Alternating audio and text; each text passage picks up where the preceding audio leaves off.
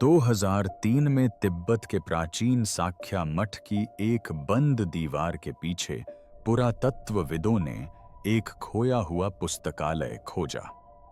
सदियों से छिपी हुई 84,000 अछूती पांडुलिपियां मिलीं। 60 मीटर लंबी और 10 मीटर ऊंची अलमारियों पर रखी ये पवित्र पुस्तकें संभवतः राजनीतिक उथल-पुथल के दौरान विनाश से बचने के लिए बंद रखी गई थीं। संस्कृत, चीनी, तिब्बती और मंगोलियाई भाषाओं में लिखी गई ये पुस्तकें बौद्ध दर्शन से लेकर खगोल विज्ञान, चिकित्सा और गणित तक के विषयों को समेटे हुए हैं। कुछ में ऐसी शल्य चिकित्सा तकनीकें वर्णित हैं जो आधुनिक चिकित्सा से भी पुरानी हैं। अन्य में ग्रहों की गति का वर्णन ऐसे गणितीय तरीकों से किया गया है जिन्हें यूरोप ने 400 वर्षों बाद खोजा। एक पांडुलिपि में न्यूटन से सदियों पहले कैलकुलस का उपयोग किया गया प्रतीत होता है। इन दीवारों ने इतने लंबे समय तक किन रहस्यों को सुरक्षित रखा है और इस ज्ञान को क्यों छिपाकर रखा गया था? 1000 साल पुरानी दीवार के पीछे छिपी यह खोज मानव इतिहास को फिर से लिख सकती है। आइए जानते हैं कैसे। सीलबंद कक्ष 2003 की वसंत। रतु में तिब्बती इतिहासकार लामा जंपा फुंटसोक के नेतृत्व में और तिब्बत सांस्कृतिक धरोहर संरक्षण संस्थान के इंजीनियरों के एक दल ने तिब्बती पठार में स्थित साख्या मठ की दक्षिणी दीवार पर संरचनात्मक दरारों की मरम्मत शुरू की। नियमित स्थिरीकरण के दौरान एक राजमिस्त्री के हथौड़े से खोखली सी आवाज आई। उत्सुकतावश दल ने एक छोटा सा अन्वेषणात्मक ड्रिलिंग कार्य किया और मिट्टी और पत्थर की कई परतों के पीछे एक खाली गुहा पाई। आगे की जांच में एक पूरी तरह से सीलबंद कक्ष का पता चला, जिसका प्रवेश द्वार सदियों पुराने प्लास्टर और चित्रित भित्ति चित्रों के पीछे छिपा हुआ था। पहले तो इसे एक साधारण भंडारण स्थान या वेंटिलेशन शाफ्ट समझा गया, लेकिन जब उन्होंने द्वार को चौड़ा किया तो टॉर्च की रोशनी में फर्श से छत तक ढेर लगे सुनहरे किनारों वाले पन्नों की चमक दिखाई दी। श्रमिकों ने तुरंत निर्माण कार्य रोक दिया और शिगात्से से पुरातत्वविदों को बुलाया। वहां पहुंचकर उन्होंने एक ऐसा दृश्य देखा जो पुरातत्वविदों ने शायद ही कभी देखा हो। एक पुस्तकालय जो समय के साथ ठहर सा गया था। पांडुलिपियां लगभग पूर्ण अंधेरे में 60 मीटर लंबी और 10 मीटर ऊंची पारंपरिक लकड़ी की रैक पर सजी हुई थीं। आधुनिक अभिलेखागारों के विपरीत इन ग्रंथों को सैकड़ों वर्षों से न तो सूचीबद्ध किया गया था, न ही स्थानांतरित किया गया था और न ही छुआ गया था।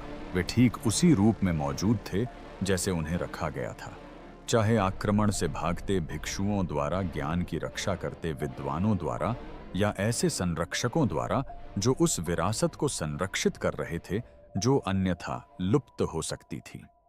जब शोधकर्ताओं ने अंततः कुल संख्या की गणना की तो वे स्तब्ध रह गए। बौद्ध परंपरा में इस संख्या का प्रतीकात्मक महत्व था, जो बुद्ध की 84,000 शिक्षाओं का प्रतिनिधित्व करती थी। गिनती की सटीकता से यह संकेत मिलता है कि इसे जानबूझकर संरक्षित किया गया था, मानो जिसने भी इस कक्ष को सील किया था उसे ठीक ठीक पता था कि वह किस खजाने की रक्षा कर रहा है। इस खोज से ज्ञात संग्रह रातों रात 2 गुना हो गया, जिससे साख्या एक महत्वपूर्ण पुस्तकालय से एक ऐसे स्थान में परिवर्तित हो गया जो प्राचीन सभ्यताओं द्वारा ज्ञान के संरक्षण और प्रसार के तरीके के बारे में हमारी समझ को मौलिक रूप से बदल सकता है। मठ के पुस्तकालय के लिए अपेक्षित रूप से इनमें से कई ग्रंथ बौद्ध धर्म ग्रंथ थे, लेकिन उनके बीच कुछ ऐसी रचनाएं भी बिखरी हुई थीं जो कहीं अधिक गहन अर्थ की ओर इशारा करती थीं। चिकित्सा संबंधी पांडुलिपियों में उपचारों और शारीरिक रचना संबंधी ज्ञान का विस्तृत वर्णन था, जो अविश्वसनीय रूप से उन्नत प्रतीत होता था। खगोलीय ग्रंथों में आकाशीय गतियों का ऐसा सटीक मानचित्रण था जो उस युग के लिए असंभव प्रतीत होता था। कृषि संबंधी नियमावली में उच्च ऊंचाई वाले क्षेत्रों में खेती के लिए अपनाई गई तकनीकों का वर्णन किया गया था। ऐतिहासिक वृत्तांतों में उन घटनाओं और राजवंशों का दस्तावेजीकरण किया गया था जो अन्यथा स्मृति से लुप्त हो सकते थे। कुछ पांडुलिपियों पर शाही आदेश के स्पष्ट निशान थे।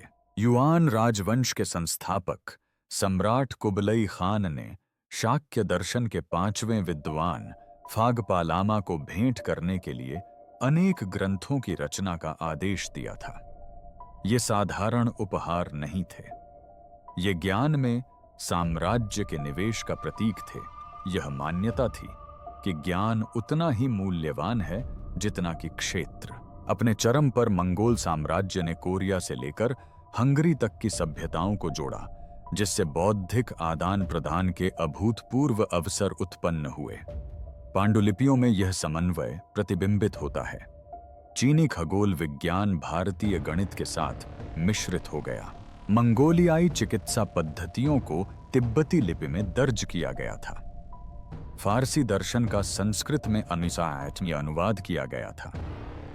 भौतिक विविधता भी उतनी ही उल्लेखनीय थी। भारत से प्राप्त ताड़ के पत्तों पर लिखी पांडुलिपियां, जिनमें से कुछ संभवतः मठ से भी सदियों पुरानी हैं, तिब्बत की शुष्क जलवायु में संरक्षित रहीं। नम क्षेत्रों में ऐसे दस्तावेज कुछ दशकों में ही मिट्टी में मिल जाते हैं, लेकिन यहाँ वे सदियों तक सुरक्षित रहीं।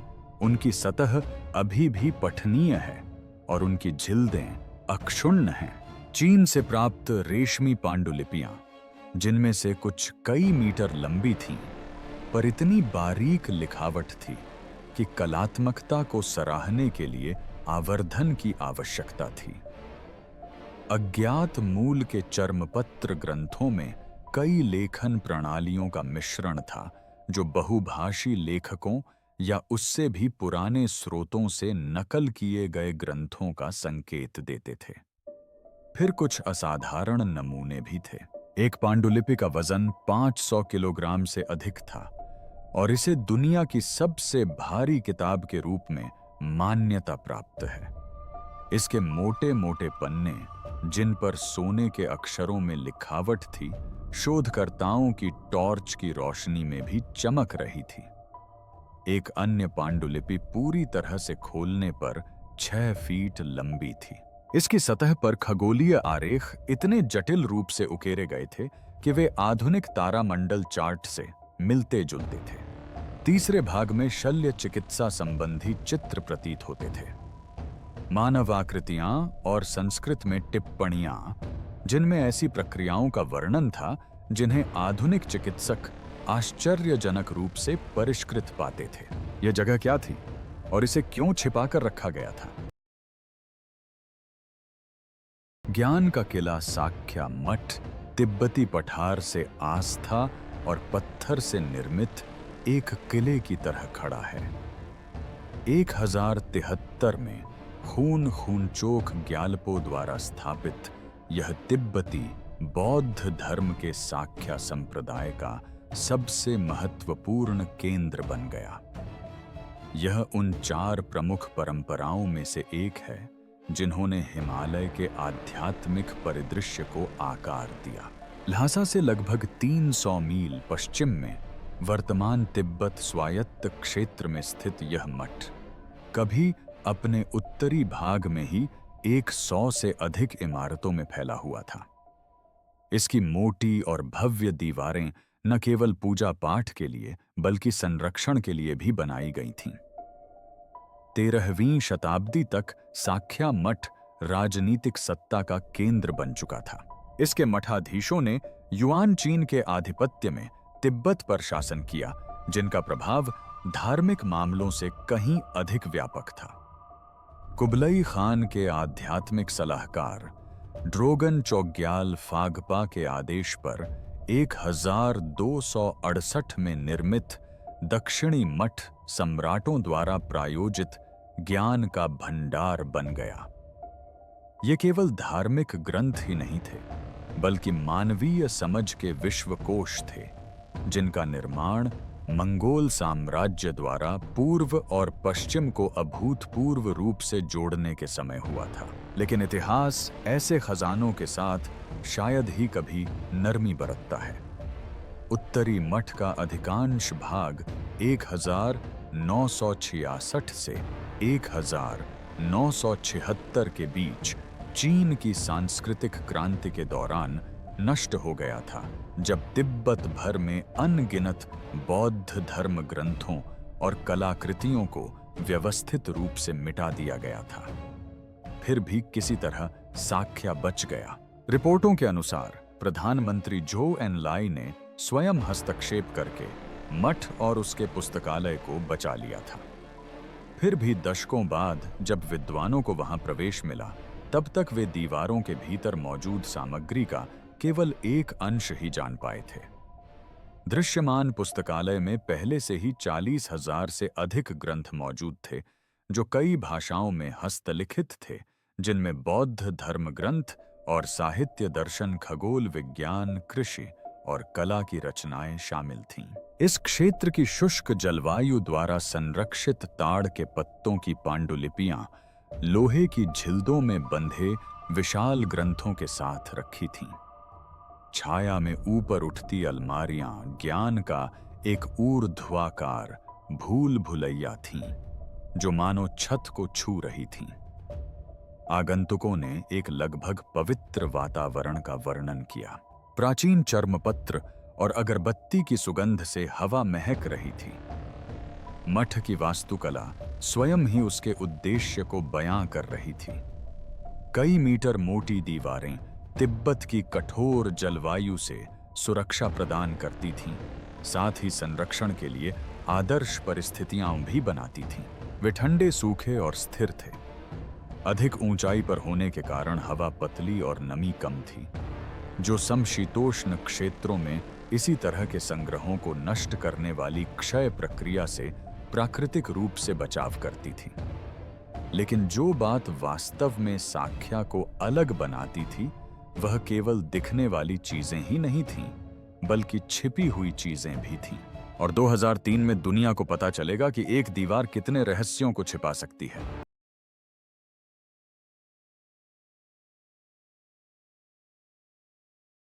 इतिहास के अधिकांश समय तक विद्वानों का मानना था कि ज्ञान का विकास अलग थलग क्षेत्रों में हुआ।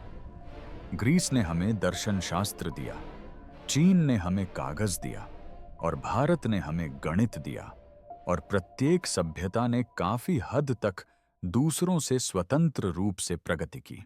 अंतर सांस्कृतिक आदान प्रदान निश्चित रूप से हुआ, लेकिन इसे सीमित, धीमा और अक्सर आकस्मिक माना जाता था। शाक्य पांडुलिपियां इस धारणा को पूरी तरह से गलत साबित करती हैं।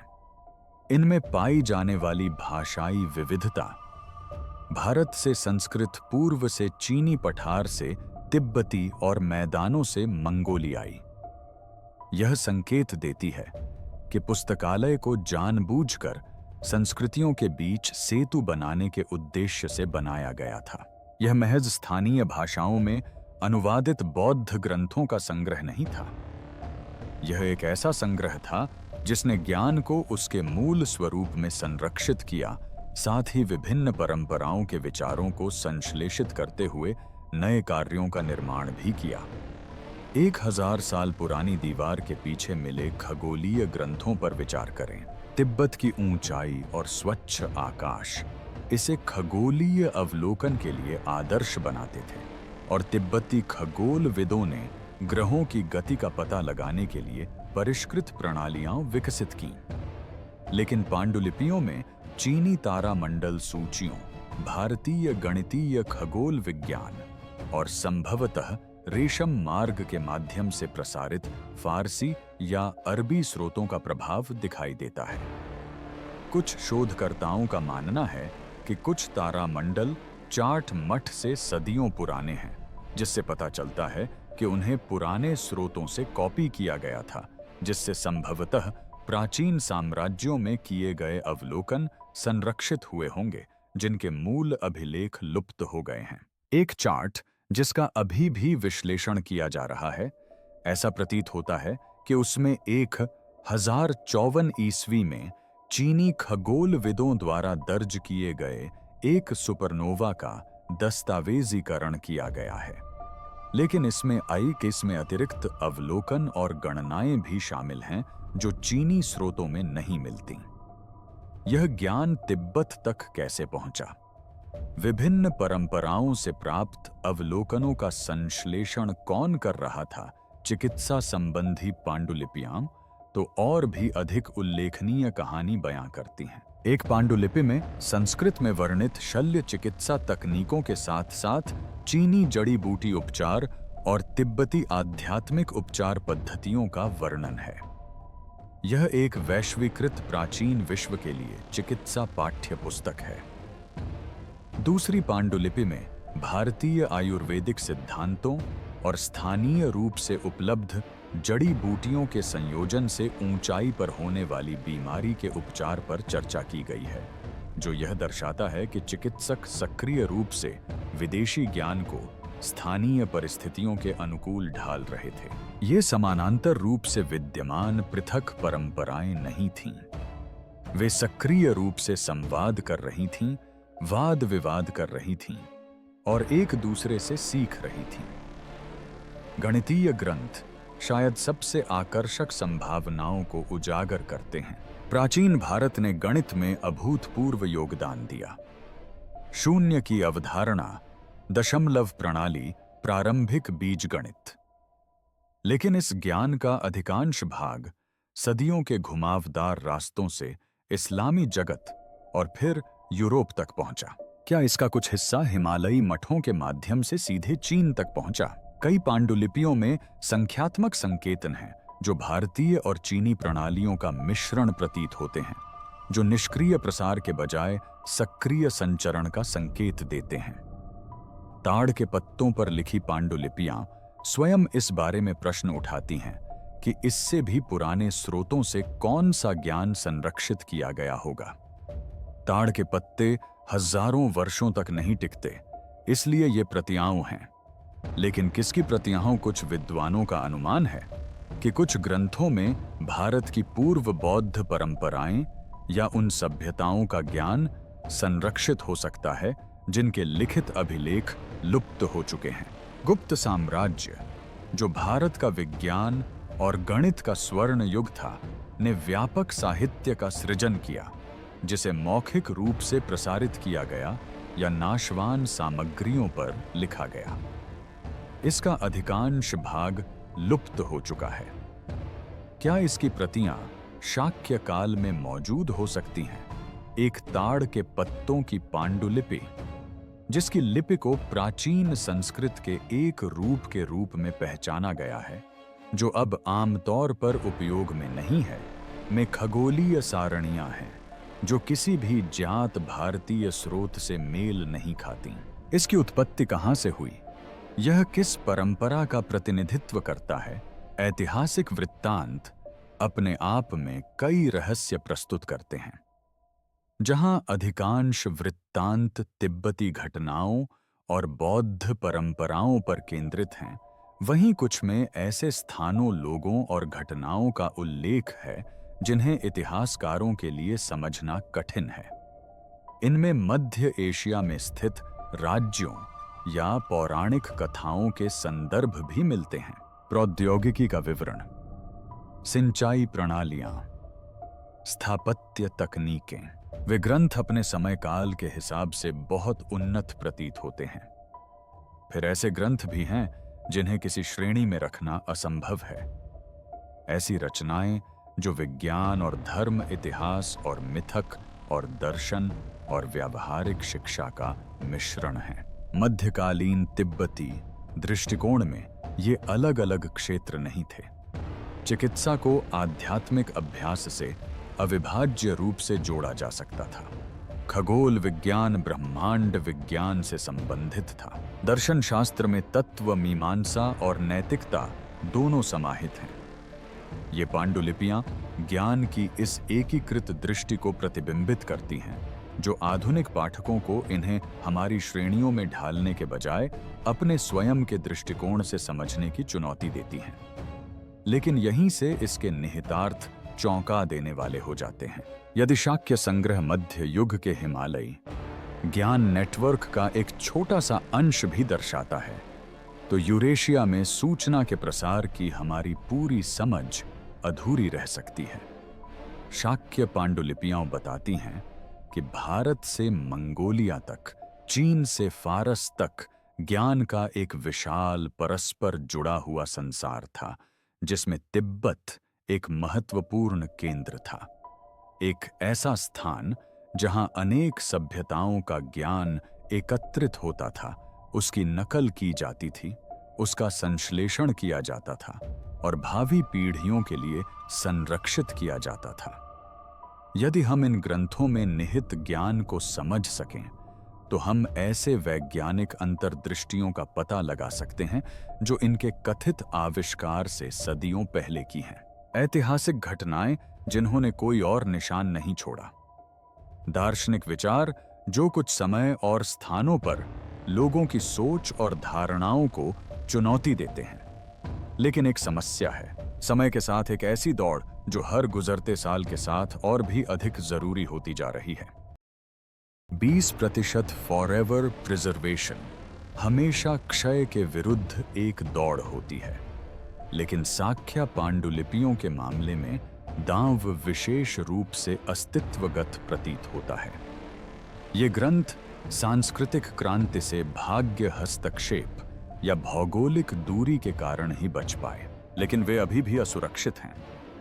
जिन परिस्थितियों ने उन्हें संरक्षित रखा, जैसे कि ऊंचाई, शुष्क हवा, बंद कक्ष, उन्हें अनिश्चित काल तक बनाए नहीं रखा जा सकता। पर्यावरणीय क्षति, भौतिक क्षरण और यहां तक कि प्रकाश और ऑक्सीजन के संपर्क में आने मात्र से ही ये पांडुलिपियां सदियों के अंधकार से बाहर आते ही अपरिवर्तनीय क्षय शुरू कर देती हैं। 2011 में शुरू हुई डिजिटलीकरण परियोजना संग्रह की सामग्री को संरक्षित करने के लिए मानवता की सबसे बड़ी उम्मीद है। विद्वानों की टीमें विशेष उपकरणों का उपयोग करके प्रत्येक पृष्ठ की सावधानीपूर्वक तस्वीरें लेती हैं, जो न केवल दिखाई देने वाले पाठ को बल्कि पराबैंगनी और अवरक्त तरंगों को भी कैप्चर करते हैं, जिससे कभी-कभी लेखन की छिपी हुई परतें, सुधार या पहले के पाठ जो खुरच कर मिटा दिए गए थे और फिर से लिखे गए थे, सामने आ जाते हैं। जैसे ही पुरातत्वविदों ने प्रलेखन की कठिन प्रक्रिया शुरू की, उन्हें एक गंभीर वास्तविकता का सामना करना पड़ा। उनकी मौजूदा रफ्तार से इस संग्रह को पूरी तरह सूचीबद्ध करने, अनुवाद करने और विश्लेषण करने में दशकों लग जाएंगे। प्रत्येक पांडुलिपि को सावधानीपूर्वक निकालना, उसकी तस्वीर लेना, उसके आकार और स्थिति को रिकॉर्ड करना और फिर उसे सुरक्षित रूप से भंडारण में वापस रखना, ये सब भौतिक प्रक्रियाएं ही प्रत्येक पांडुलिपि के लिए घंटों का समय लेती हैं। 2022 तक सभी पुस्तकों को अनुक्रमित कर लिया गया था। संग्रह का लगभग 20% भाग डिजिटाइज कर दिया गया था और साकिया डिजिटल लाइब्रेरी वेबसाइट के माध्यम से सुलभ बना दिया गया था, जो एक ऑनलाइन मंच है जहां दुनिया भर के शोधकर्ता सुदूर तिब्बती पठार की यात्रा किए बिना या नाजुक मूल प्रतियों को और अधिक छुए बिना पांडुलिपियों का अध्ययन कर सकते हैं। हमने बस इतना ही देखा है, लेकिन डिजिटलीकरण तो सिर्फ पहला कदम है और शायद सबसे सरल भी। अभी भी ग्रंथों का अनुवाद करना बाकी है, जिनमें से अधिकांश ऐसी भाषाओं में हैं जिनके लिए विशेष विशेषज्ञता की आवश्यकता होती है। संस्कृत विद्वानों को तिब्बती भाषाविदों, मंगोलियाई भाषा विशेषज्ञों और शास्त्रीय चीनी भाषा विशेषज्ञों के साथ मिलकर काम करना पड़ता है। कई पांडुलिपियां औपचारिक साहित्यिक शैलियों या तकनीकी शब्दावली में लिखी गई हैं, जिससे अनुवाद धीमा और कठिन हो जाता है। चिकित्सा ग्रंथों में प्रयुक्त शब्दावली के लिए प्राचीन चिकित्सा सिद्धांतों और उनमें संदर्भित विशिष्ट पौधों, खनिजों और प्रक्रियाओं की समझ आवश्यक है। खगोलीय पांडुलिपियों में गणितीय संकेतन का प्रयोग होता है, जिसे गणनाओं की पुष्टि से पहले समझना आवश्यक है। एक ही पाठ को आधुनिक भाषाओं में अनुवाद करने में महीनों या वर्षों लग सकते हैं, और संग्रह में हजारों पांडुलिपियों के साथ यह समय कई दशकों या पीढ़ियों तक भी जा सकता है। फिर व्याख्या का प्रश्न भी उठता है। किसी पाठ का अनुवाद हो जाने के बाद भी उसके महत्व को समझने के लिए संदर्भ का गहन ज्ञान आवश्यक होता है, जो जासूसी के समान है। इसमें किन अन्य रचनाओं का संदर्भ दिया गया है? यह किस परंपरा से संबंधित है? क्या यह मूल रचना है या किसी प्राचीन रचना की प्रतिलिपि? क्या यह अन्य स्रोतों का खंडन करता है या उनकी पुष्टि करता है? हाल ही में अनुवादित एक पांडुलिपि में 5वीं शताब्दी के प्रसिद्ध भारतीय गणितज्ञ आर्यभट्ट की गणनाओं का उल्लेख है, लेकिन फिर उन गणनाओं में संशोधन प्रस्तुत किए गए हैं। क्या तिब्बती लेखक के पास आर्यभट्ट की मूल रचना तक पहुंच थी या यह मध्यस्थ स्रोतों के माध्यम से प्राप्त हुई थी? क्या ये संशोधन समझ में प्रगति दर्शाते हैं या मूल रचना की गलतफहमी? इन प्रश्नों के उत्तर देने के लिए न केवल भाषाई कौशल बल्कि अनेक सभ्यताओं के बौद्धिक इतिहास का गहन ज्ञान भी आवश्यक है। कुछ पांडुलिपियों के साथ भौतिक रूप से कुछ अनूठी चुनौतियां जुड़ी होती हैं। सदियों तक बंद कक्षों में रखे रहने के कारण कुछ ग्रंथ भंगुर हो गए हैं, उनकी स्याही लगभग अदृश्य हो गई है और उनके जिल्द हल्के से स्पर्श से ही टूट जाते हैं। संरक्षण विशेषज्ञों को उन्हें स्थिर करना आवश्यक है, तभी उन्हें सुरक्षित रूप से फोटोग्राफी के लिए खोला जा सकता है। इसमें चर्मपत्र को सावधानी पूर्वक नम करना शामिल हो सकता है ताकि वह फट न जाए या आपस में चिपक गए। पन्नों को अलग करने के लिए विशेष विलायकों का उपयोग करना शामिल हो सकता है। कुछ अन्य पांडुलिपियां आंशिक रूप से अपठनीय लिपियों में लिखी गई हैं। क्षति पुरानापन या अपरिचित लिखावट के कारण कुछ भाग नंगी आंखों से अपठनीय हो जाते हैं। मल्टीस्पेक्ट्रल फोटोग्राफी और एक्स-रे फ्लोरेसेंस जैसी उन्नत इमेजिंग तकनीकें कभी-कभी ऐसे पाठ को प्रकट कर सकती हैं जो सामान्य परिस्थितियों में अदृश्य होता है, लेकिन ये विधियां समय लेने वाली और महंगी होती हैं। ऐसी प्रक्रिया से गुजरने वाली प्रत्येक पांडुलिपि अपने आप में महीनों लंबी परियोजना बन जाती है। पहुंच का एक गंभीर प्रश्न भी है। हालांकि डिजिटलीकरण परियोजना ने कुछ पांडुलिपियों को ऑनलाइन उपलब्ध कराया है, लेकिन अधिकांश पांडुलिपियां केवल उन विशेषज्ञों के लिए ही सुलभ हैं जो तिब्बत की यात्रा कर सकते हैं और संग्रह के साथ सीधे काम करने की अनुमति प्राप्त कर सकते हैं। राजनीतिक जटिलताएं, नौकरशाही बाधाएं और स्थान की अत्यधिक दूरी सीमित करती हैं कि कितने शोधकर्ता इन सामग्रियों से जुड़ सकते हैं। यह मठ सीमित बुनियादी ढांचे वाले क्षेत्र में ऊंचाई पर स्थित है। वहां काम करने के लिए शारीरिक सहन शक्ति, सांस्कृतिक संवेदनशीलता और अक्सर मठ के अधिकारियों के साथ वर्षों तक संबंध बनाने की आवश्यकता होती है। खोज के बाद से ही कुछ पांडुलिपियां खराब हो चुकी हैं। संरक्षण के सर्वोत्तम प्रयासों के बावजूद उनकी स्थिति और बिगड़ती जा रही है। डिजिटलीकरण के बिना बीतने वाला हर साल संभावित नुकसान के 1 साल और करीब ले जाता है। 1000 साल पुरानी दीवार के पीछे इस खोए हुए पुस्तकालय को खोजने वाले पुरातत्वविदों ने उस ज्ञान का द्वार खोल दिया जिसे मानवता खो चुकी थी, लेकिन यह द्वार हमेशा के लिए खुला नहीं रहेगा। उस 80% हिस्से में क्या छिपा है जिसका हमने अभी तक अध्ययन नहीं किया है? क्या पता सबसे महत्वपूर्ण खोजें अभी भी उन अनूदित ग्रंथों में ही छिपी हों। चुनौतियों के बावजूद प्रगति जारी है और उस 20% हिस्से से जो जानकारी सामने आ रही है वह विशेषज्ञों को हर बात पर सवाल उठाने के लिए मजबूर कर रही है। 2022 में विद्वानों की अंतर्राष्ट्रीय टीमों ने डिजिटल पांडुलिपियों पर अपने काम के आधार पर नए निष्कर्षों की रिपोर्ट दी। एक समूह ने एक पहले से अज्ञात खगोलीय ग्रंथ की पहचान की जो चंद्र ग्रहण के पैटर्न का उल्लेखनीय सटीकता के साथ वर्णन करता प्रतीत होता है और उसकी भविष्यवाणियां आधुनिक गणनाओं से मिनटों के भीतर मेल खाती हैं। एक अन्य खोज में चिकित्सा संबंधी ग्रंथ मिले जिनमें कुछ शल्य प्रक्रियाओं के सबसे पुराने ज्ञात लिखित विवरण हो सकते हैं, जिनमें मोतियाबिंद की सर्जरी का एक रूप भी शामिल है जिसमें आधुनिक विधियों के समान तकनीक का उपयोग किया गया है।